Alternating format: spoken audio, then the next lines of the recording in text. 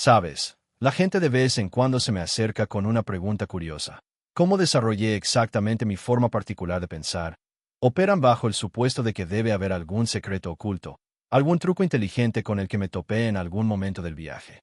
Pero aquí está la verdad honesta, y podría decepcionar a algunas personas. Realmente no me considero particularmente inteligente o dotado. Sin embargo, lo que logré descubrir, y esta comprensión me tomó muchos años de prueba y error para comprender completamente, es que la gran mayoría de las personas en realidad no se dedican a un pensamiento genuino, simplemente aceptan la información de manera pasiva, acrítica, sin examen. Permítame explicar lo que quiero decir con esa distinción fundamental.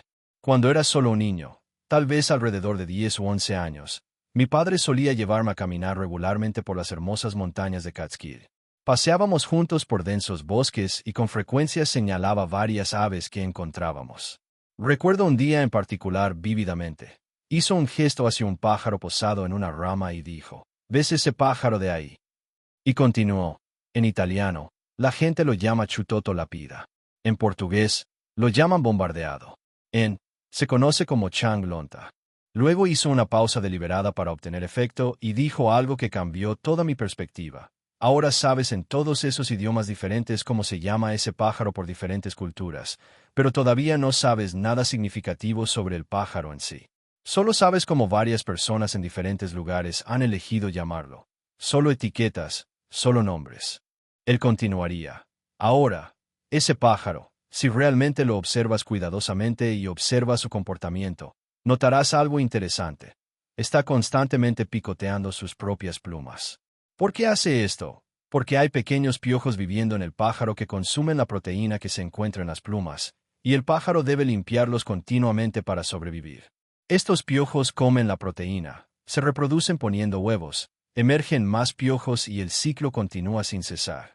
El pájaro literalmente pasa la mitad de su existencia manteniéndose limpio y manteniéndose. Esa profunda lección se incrustó profundamente en mi conciencia y me quedó con durante toda mi vida.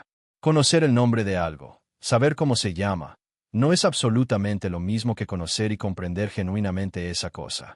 Y la mayor parte de lo que la sociedad moderna etiqueta como educación es realmente solo el proceso de aprender nombres, memorizar etiquetas, recopilar terminología. Pero el pensamiento genuino, el pensamiento auténtico real, significa preguntar persistentemente qué está sucediendo realmente debajo de la superficie. ¿Cuál es la realidad subyacente?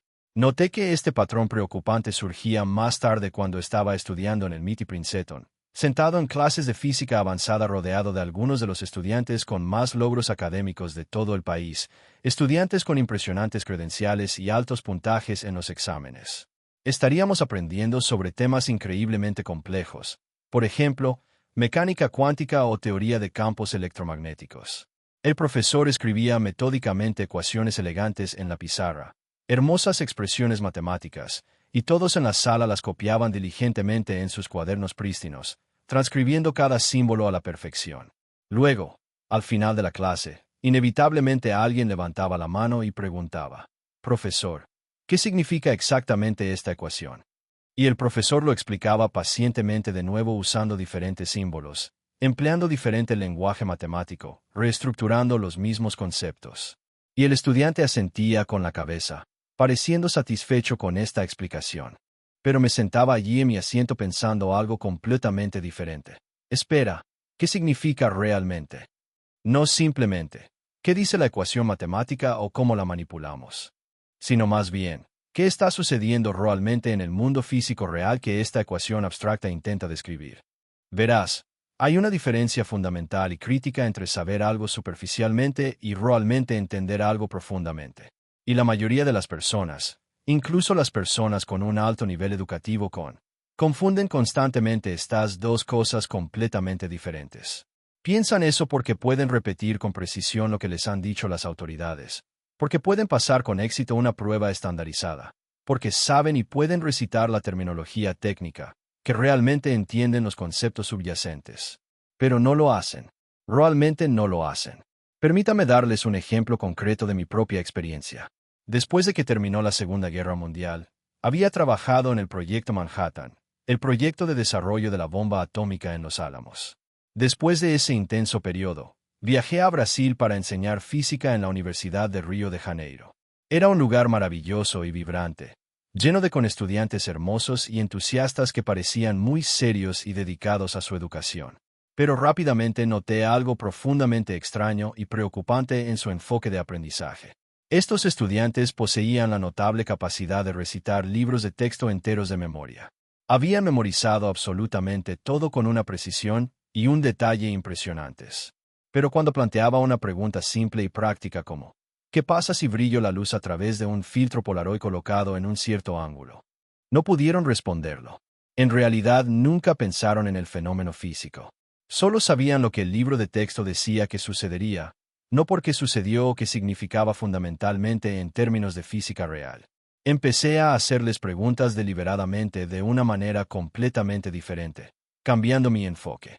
Yo diría, olvida el libro de texto por completo por un momento. Imagina que estás caminando por la playa y el sol se refleja brillantemente en la superficie del agua.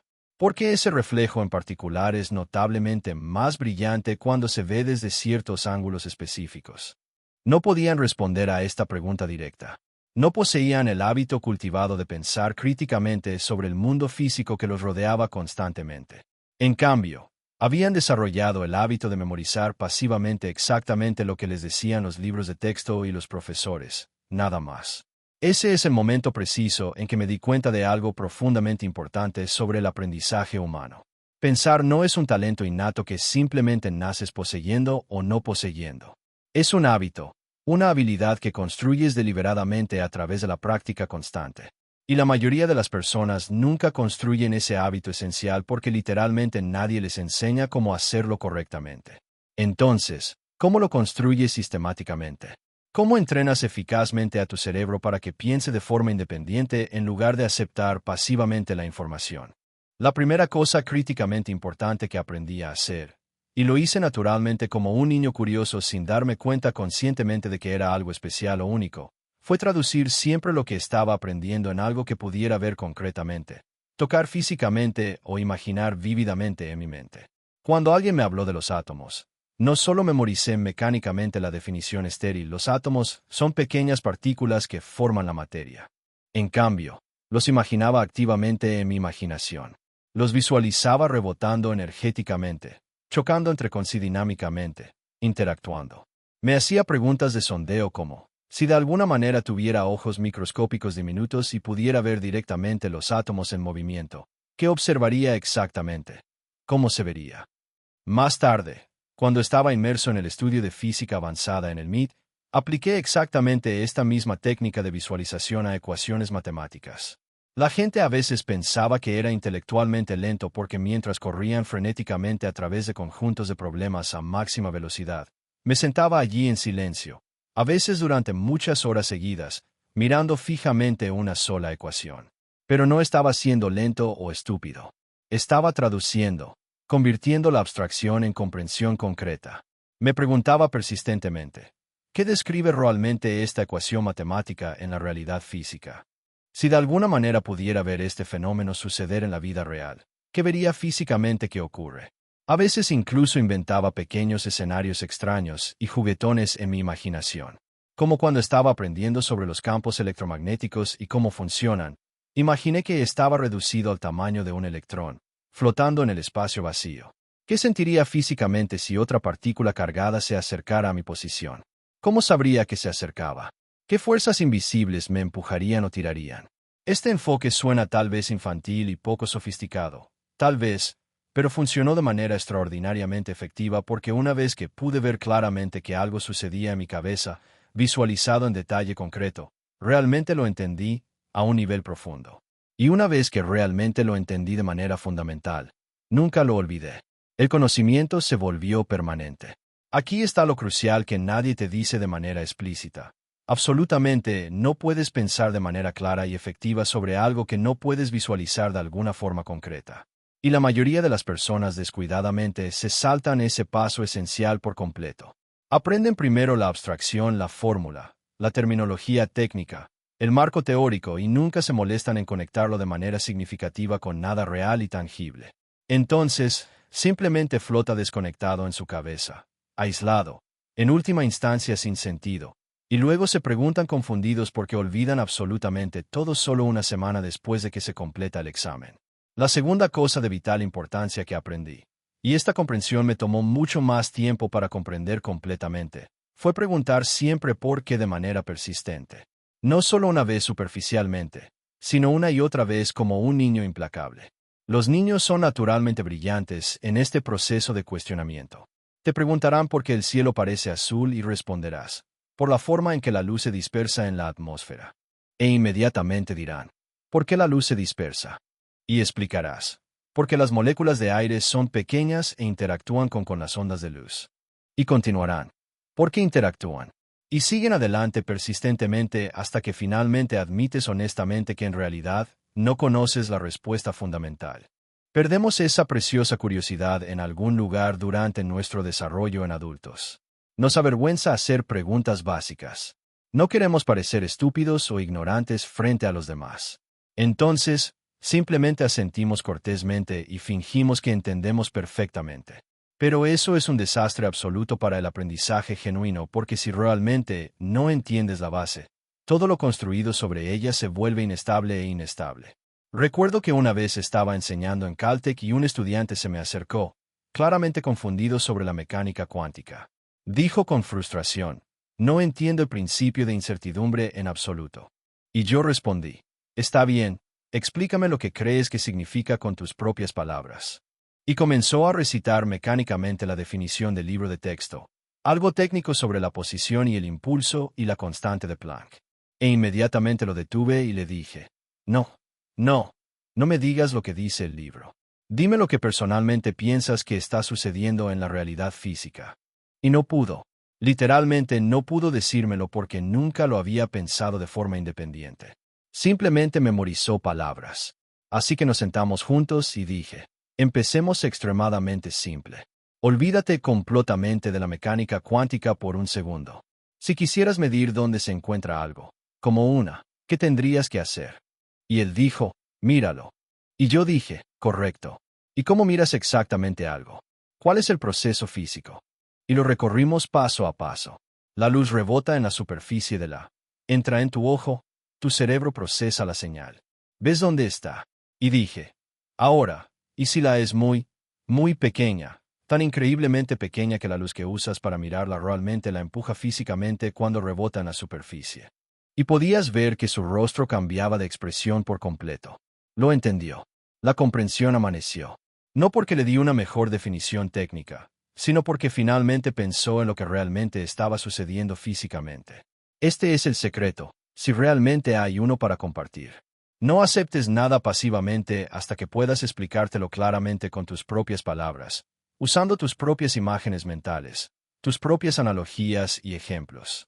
Si no puede hacerlo con éxito, todavía no lo entiende. Así de simple. Y eso está perfectamente bien. Pero no finjas que entiendes cuando no lo haces. La tercera cosa, y este es quizás el principio más importante de todos, es que aprendí a no tener miedo de no saber algo. Esto suena simple cuando se dice, pero en realidad no es fácil en la práctica. La mayoría de las personas están absolutamente aterrorizadas de admitir que no entienden algo.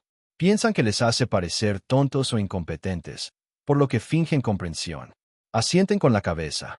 Usan las palabras técnicas correctas a pesar de que realmente no saben lo que esas palabras significan fundamentalmente.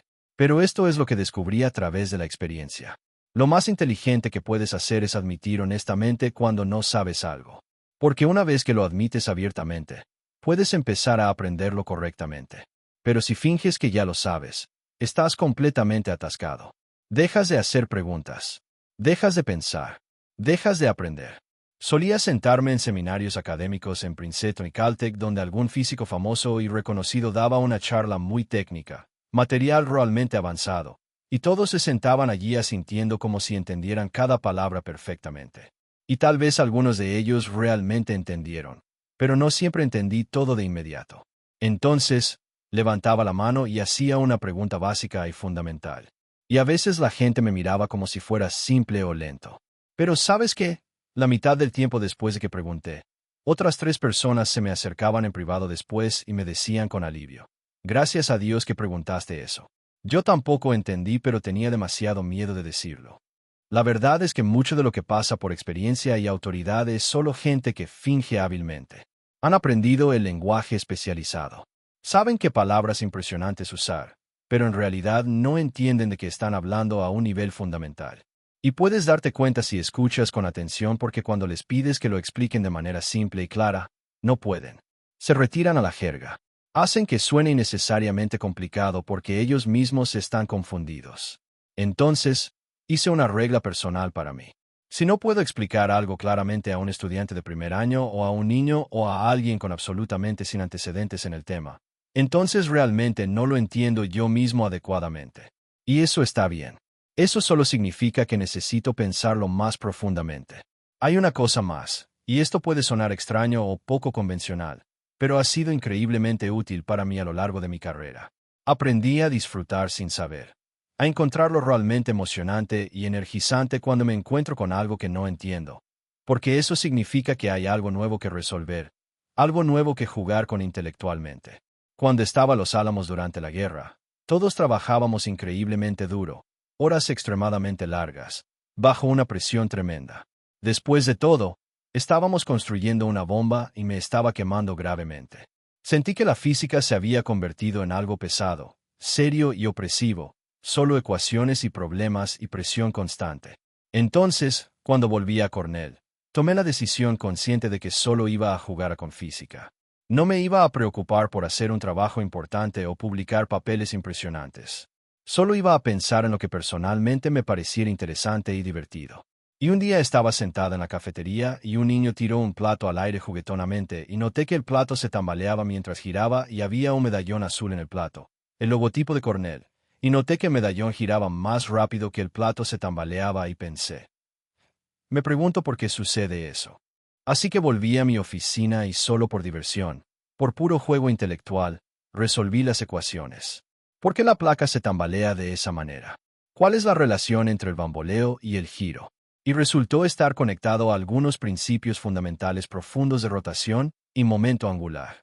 Y ese pequeño problema, esa tontería que hice solo porque parecía divertida e interesante, finalmente condujo a un trabajo que contribuyó a mi premio Nobel años después. Pero yo no sabía eso en ese momento. No estaba tratando de hacer un trabajo importante. Solo estaba jugando. Solo tenía curiosidad. Y creo que ese es tal vez el verdadero secreto si soy completamente honesto. No obligas a tu cerebro a pensar como un genio por pura fuerza de voluntad. Solo te dejas curioso como un niño. Haces preguntas constantemente. Intentas ver lo que realmente está sucediendo en lugar de simplemente aceptar lo que te dicen. Admites cuando no entiendes algo y sigues pensando en ello hasta que lo haces. La mayoría de las personas se detienen incluso antes de comenzar el viaje. Piensan, oh, eso es demasiado complicado para mí. Oh, no soy lo suficientemente inteligente como para entender eso, o solo confiaré en los expertos y aceptaré sus conclusiones. Pero comprender no se trata principalmente de ser inteligente. Se trata de ser persistente. Se trata de preocuparse lo suficiente como para pensar realmente en algo en lugar de simplemente aceptarlo pasivamente. He pasado toda mi vida rodeado de las personas más inteligentes del mundo, ganadores del premio Nobel, matemáticos brillantes, físicos increíbles. ¿Y sabes lo que he observado? Algunos de ellos eran realmente brillantes por naturaleza, pero la mayoría de ellos eran personas normales que nunca dejaban de hacer preguntas, que nunca aceptaban algo solo porque todos los demás lo hacían, que seguían pensando en problemas incluso cuando todos los demás habían seguido adelante. Puedes hacer eso. Cualquiera puede hacer eso. No necesitas ser especial o dotado. Solo necesitas preocuparte lo suficiente para intentarlo. Entonces, la próxima vez que alguien te diga algo, cualquier cosa, no importa lo que sea, no lo aceptes pasivamente. Pregúntate, ¿qué significa eso realmente en términos concretos? ¿Puedo imaginarlo? ¿Puedo explicárselo a otra persona con mis propias palabras? Si no, entonces realmente no lo entiendes todavía. Y está bien. Ahí es donde comienza el pensamiento real.